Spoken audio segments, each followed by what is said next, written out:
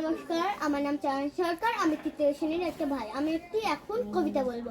কবিতার নাম ওইখানে মা পুকুর পাড়ে। ওইখানে মা পুকুর পাড়ে, জিয়ল গাছে বেড়া ধারে, হতাই হব বনবাসী, কেউ কোথাও নেই। ওইখানে যাও তালা জুড়ে, বাঁধবো তোমার সত্য করে, শুকনো পাতা বিছিয়ে করে থাকবো দুজনে। বাঘ ভাল্লুক অনেক আসে, আসবে না কেউ তোমার কাছে, দেখবে আমি দাঁড়িয়ে আছি ধনুক নিয়ে হাতে। রাক্ষসীরা ঝোপে ঝাড়ে, মারবি কি আড়ে আড়ে, দেখবে আমি দাঁড়িয়ে আছি। দেখবে আমি দাঁড়িয়ে আছি ধনুক নিয়ে হাতে। नमस्कार। अगर किसी की नजर पड़ी फोटो पे तो सुन, थप्पड़ मारूंगी साला थप्पड़ मारूंगी, थप थप थप्पड़ मारूंगी, थप्पड़ मारूंगी साला थप्पड़ मारूंगी, थप थप थप्पड़ मारूंगी।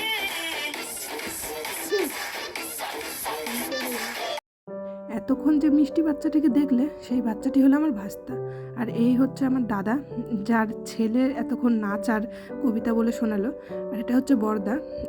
আর এই যে সেই পুচকোটা, এত কথা বলে, এত ট্যালেন্টেড বাচ্চা। সত্যি এগুলো দেখলেও ভালো লাগে যে এখন ছোট ছোট বাচ্চাগুলো কত বুদ্ধি মাথাতে।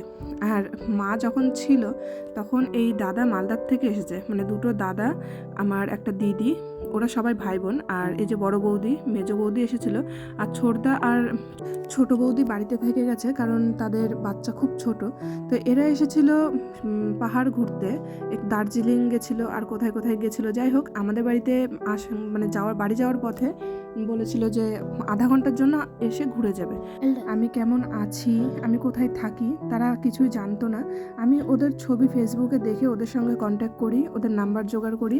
অনেক দিন হলো তাদের সঙ্গে আমার দেখা নেই, কথা নেই। এত বাড়ির কাছে এসেও যখন ওরা আবার ঘুরে চলে যাচ্ছিল, তো সত্যি মনের ভিতরে খুব খারাপ লাগছিল যে যদি একটু দেখা হতো। যতই হোক, নিজেদের মধ্যে মানুষজন সব নিজের বাড়ির কাছে এসে ওরা সবাই চলে যাবে।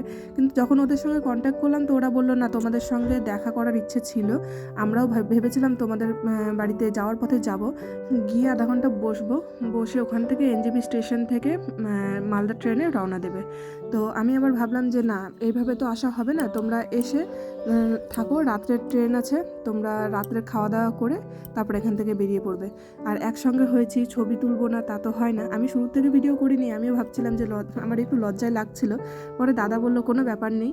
তো আমরা সবাই মিলে কয়েকটা ছবি, কিছু ভিডিও তুলে নিলাম, যাতে এগুলো স্মৃতিতে থেকে যায়, যে আবার কবে দেখা হবে না হবে। একটা সময় ওদের সঙ্গে আমি অনেক মিশেছি, ছোট থেকে একসঙ্গে বড় হওয়া, আমাদের অনেক স্মৃতি আছে, যেগুলো এখন বলে শেষ হবে না। তো এখন দেখো ওদের সবাই রেডি হচ্ছে, খাওয়া দাওয়া হয়ে গেছে, সবাই ব্যাগপত্র নিয়ে বেরিয়ে পড়েছে। আর এই যে সতীশদার সঙ্গে আমার অনেক ভালো ভালো সময় আমরা কাটিয়েছি। আর এখন খুব কষ্ট নিয়ে ওদেরকে বিদায় দিতে হচ্ছে।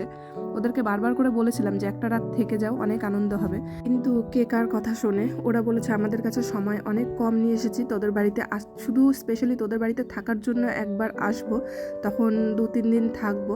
তো আমিও পরে আর জোর করলাম না, যে সবারই কাজ ফেলে সবাই এসেছে ঘুরতে, তা আমি আবার জোর করব, তাদের কাজে অসুবিধা হবে। তো ওরা এক এক করে সবাই বেরিয়ে পড়লো। সত্যি তোরা যেখানেই থাকিস অনেক ভালো থাক, অনেক আনন্দ করে দিন কাটা, এটাই ভগবানের কাছে প্রার্থনা করি।